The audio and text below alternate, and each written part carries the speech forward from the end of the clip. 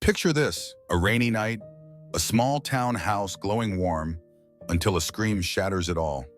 Liam, 22, stands frozen as his dad slams a fist on the table. "You're no son of mine." His mom sobs, begging him to change. But in minutes, his bags are tossed into the mud, and the door locks behind him, all because he's gay. This isn't just a story, it's a raw wound of rejection. A son's love crushed by the people he'd die for, and it's only the beginning. Liam grew up in that house, a quiet kid with grease-stained hands from fixing cars, the kind of son who'd mow the lawn without asking, who'd sit through his dad's lectures about hard work and faith. His parents were old school, a factory worker with a temper, mom a homemaker who prayed every meal. Liam was their pride, the one they bragged about at church, until that night changed everything. He'd been texting his boyfriend Jake, a mechanic he'd met at the garage simple stuff. "Miss you. See you tomorrow." But his mom borrowed his phone to call a friend, saw the messages, and dropped it like it burned. She ran to Dad, voice shaking. He's with a man." The kitchen turned into a war zone. Dad roared, "What the hell is this? You're disgusting." Liam tried to explain, "It's just who I am. I still love you." But his words drowned in their fury. Mom clutched her cross. "We can fix this, Liam. Just try, please." He shook his head, tears welling. "I'm not broken." That set Dad off. He grabbed Liam's arm, dragged him to his room. "Pack your crap and get out." Liam begged, voice cracking. "Don't do this. I'll do anything. Just let me stay." He fell to his knees, rain soaking through the open window, but Dad yanked him up. "You're no son of ours anymore." "Oi," Mom stood by, sobbing. "We can't have this shame," and turned away as Dad shoved Liam's duffel into the yard. The rain pounded. Liam stumbled out, grabbing his bag, mud splattering his jeans. He banged on the door. "Please, I've got nowhere to go." But the lights flicked off, the lock clicked, and silence fell. He stood there, drenched, staring at the house he'd fixed up, every tire he'd changed, every dime he'd given them, now a tomb of rejection. At 22, he was homeless, disowned. His family's love swapped for disgust, all for loving who he did. That night could have ended him, kicked out, soaked, broken, but Liam's story doesn't stop in the rain. It's about what he did next, a twist of heart and grit that'll hit you hard. If this stings your soul, smash that like button. I need to know you feel it. Share it with someone who's been cut deep by family. It might mean more than you think. And if you're new, subscribe to Hard Stories, hit the bell. We're digging into Liam's fight next, and it's a ride you won't forget. Liam stumbled away from that rain-soaked night with his duffel bag heavy on his shoulder. His father's final words slicing through the storm as he shouted, "You are no son of mine," with a venom that left Liam reeling. He hitched a ride out of that small town, its familiar streets fading into the dark, and landed in a city where buildings loomed like giants. The noise roared loud enough to drown his thoughts. At 22, he found a corner in a rundown apartment where walls sagged with damp rot. The faucet dripped a relentless tune against a rusted sink that mocked his sleepless nights. He took a job at a garage down the block where air hung thick with oil, gasoline. His hands grew rough from twisting wrenches on engines that groaned under his touch. He worked until his fingers stiffened. His shoulders burned, saving every dime he could scrape together. But loneliness carved a hole in him, deeper than hunger that twisted his gut after days of skipped meals. He would slump on a lumpy mattress in dim light, staring at a creased photo of his parents from a time when life felt whole.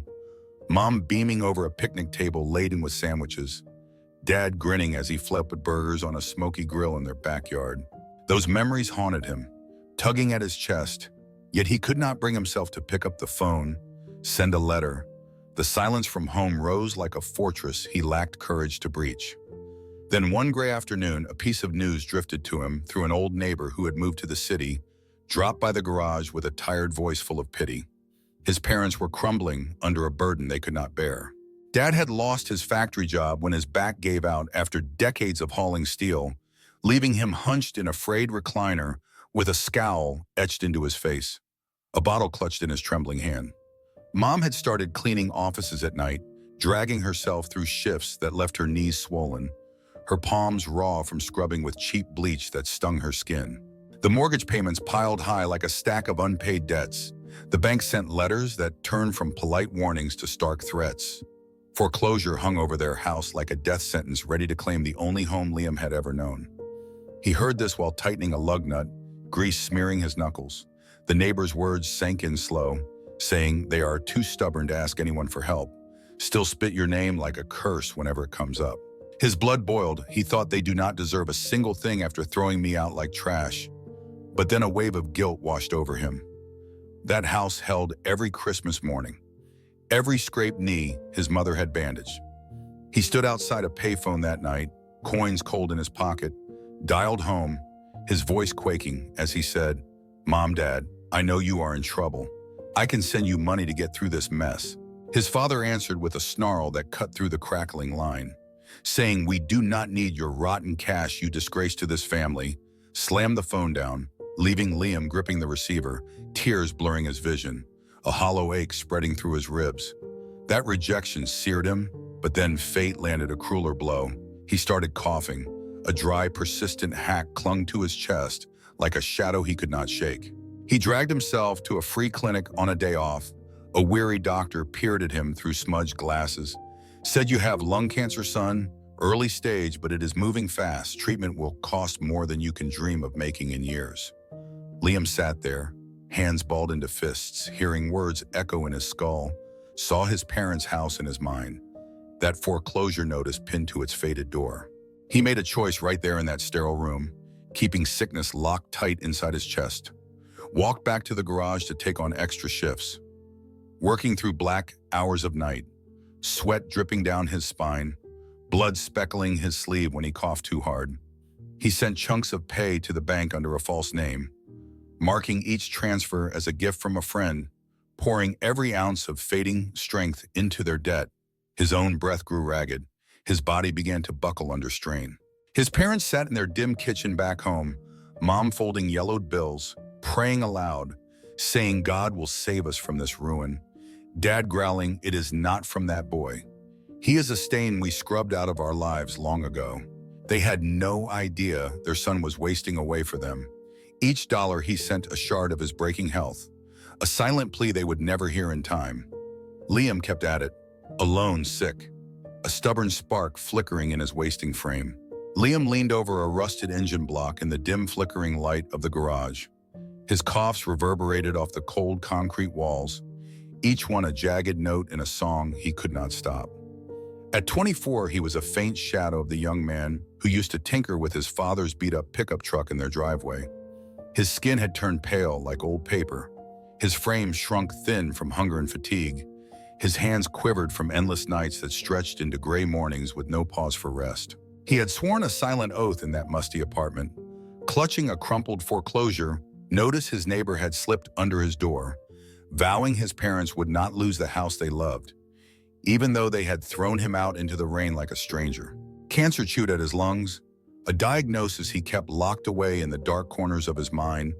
But rather than ease off, he doubled down, piling on double shifts at the garage, then triple shifts when the boss let him, working in a haze where the air clung thick with grease and despair. He hauled heavy tires until his arms trembled under their weight, scrubbed oil stains from the pitted floor until his knees throbbed with every move, repaired transmissions until his eyes watered from staring at rusted bolts too long, splitting every hard-earned paycheck between his cheap rent and their looming debt.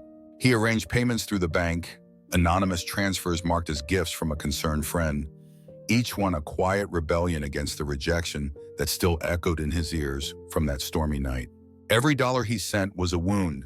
His own medicine bottles gathered dust on a pharmacy shelf he passed daily. His cough grew deeper, wetter. Blood began to speckle his sleeve. Yet he pressed forward, counting down the payments in his head. 10 left, then 8, then 6. A lifeline he wove with hands that barely held steady. Back in his small hometown, his parents teetered on the brink of collapse. Dad's back kept him pinned to a sagging recliner where he sat day after day, his pride a brittle shield as he muttered, "We will figure something out," while Mom took on late shifts cleaning offices, her prayers sharpened with every bill that landed on their chipped kitchen table. One chilly morning, the bank called. A clerk's voice came through sharp and cold. saying your mortgage is paid off. Someone cleared every cent. They dropped the receiver in shock. Mom clasped her hands tight, whispering, "It is a miracle from above. God has finally answered our pleas."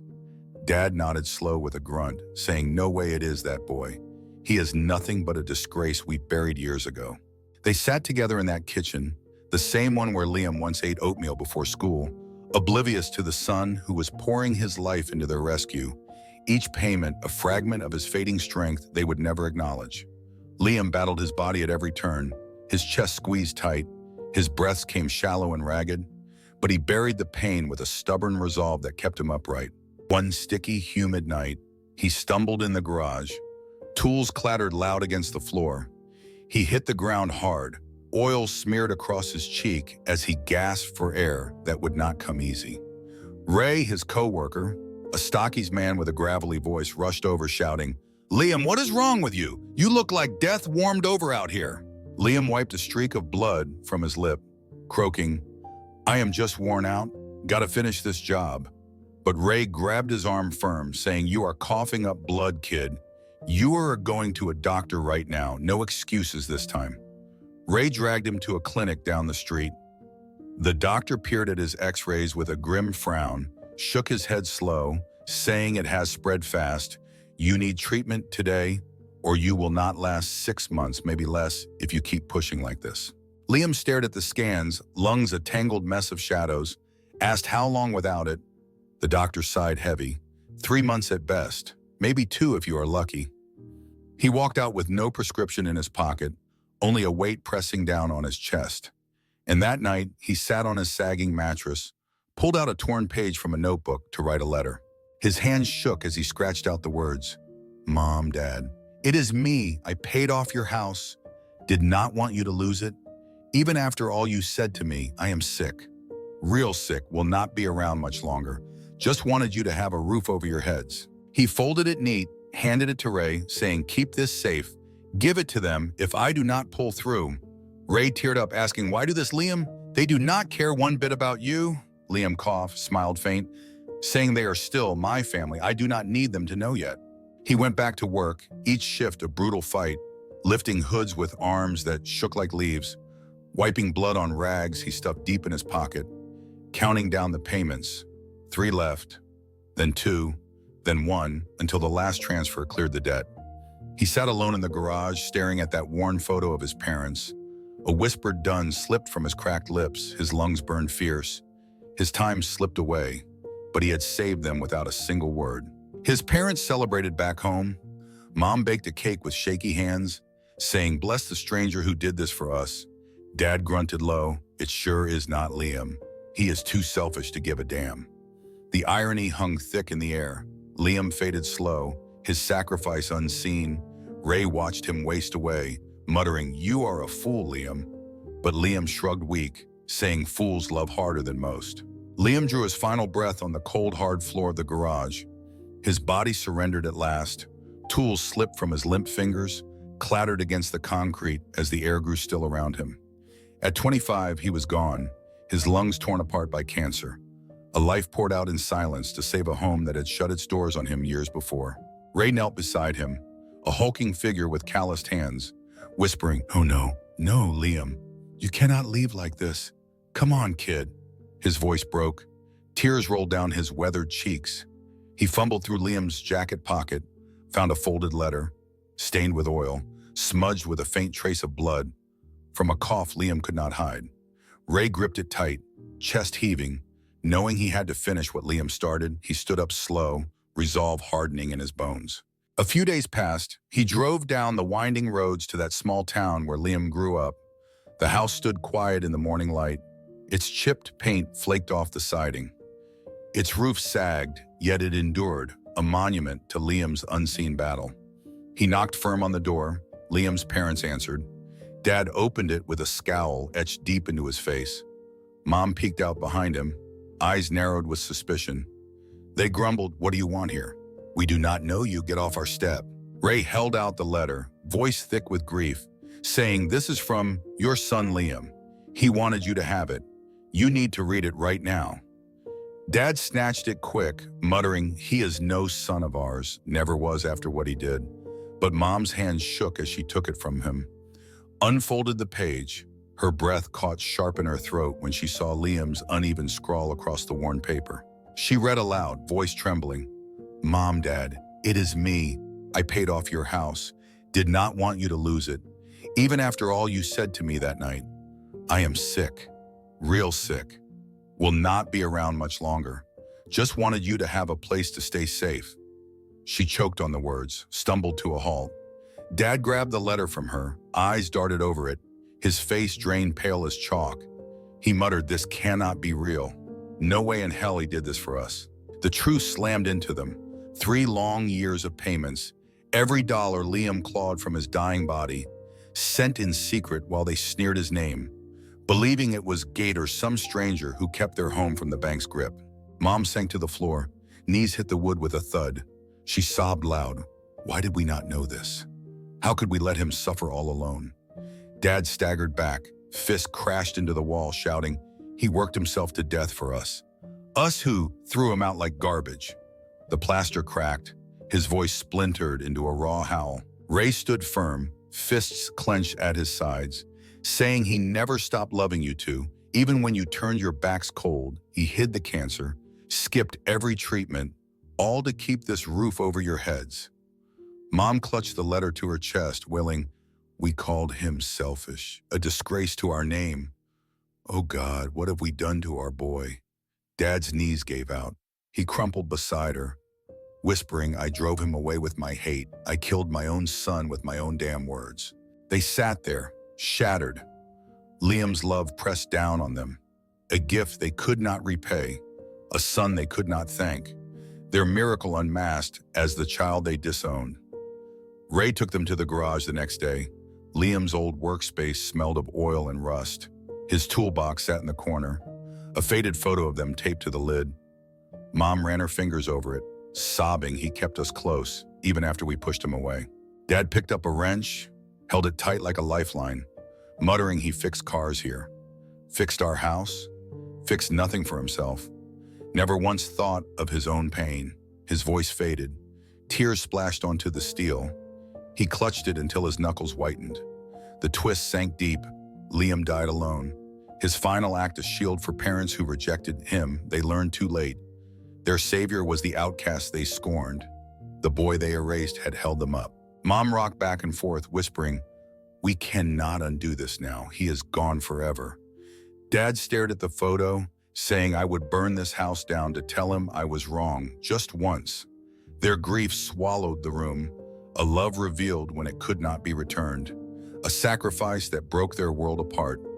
This was not just an end, it was a mirror to their souls, a reckoning they would carry to their graves. Liam was gone, his breath stilled on that garage floor, but his love lingered, heavy in the air his parents breathed. Etched into the house they could not bear to look at the same way. They sat with his letter for days. Mom traced his words until the paper wore thin. Dad stared at the dent in the wall, both drowning in a regret they could not outrun. The truth of his sacrifice burned. 3 years of payments from a son they disowned, a life traded for their shelter. They knew they had to change, not just for him, but for every kid like him they had failed to see. They sold what they could, took the little money left, started a fund in Liam's name, a quiet promise to help young LGBTQ folks cast out by their own families. The house stood, no longer a prize to cling to, but a symbol of a love they did not earn. They opened its doors, let strangers in need sleep under its roof, turned it into a haven Liam would have smiled at. Mom baked for them, hands still shaky, saying this is what he would have wanted. Dad fixed leaky pipes, muttering he taught me that, his voice soft for the first time in years. Word spread, people came, some with stories like Liam's, others just broken by life. The fund grew, small but steady, a lifeline for those who had nowhere else to turn. At 60, his parents stood different, faces lined with grief, but eyes softer. They spoke his name with pride now, not shame, telling anyone who listened, "Our son saved us. We did not deserve him." The garage where he died got a plaque, Liam's legacy. Ray nailed it up, saying he would have hated the fuss, but it fits. Liam's story was not about revenge. It was about a love so deep it held up those who pushed him away. A gift that outlasted his breath, turned pain into something good. His DISN taught us, love does not need to be seen to matter. It just needs to be given, even when it hurts, even when it costs everything. From a son disowned at 22, he left a mark they could not erase, a light for every outcast still fighting. This is Liam's truth. Love can heal what hate breaks, even after you are gone. So tell me, who have you loved through the hurt? Drop it in the comments. I want to hear your heart. If Liam's story hit you, please hit that like. It keeps us going. Share this with someone who needs to know they are enough. Your share might save them. Subscribe to Heart Stories, hit the bell, join our family. We tell stories that matter, stories that lift us up together.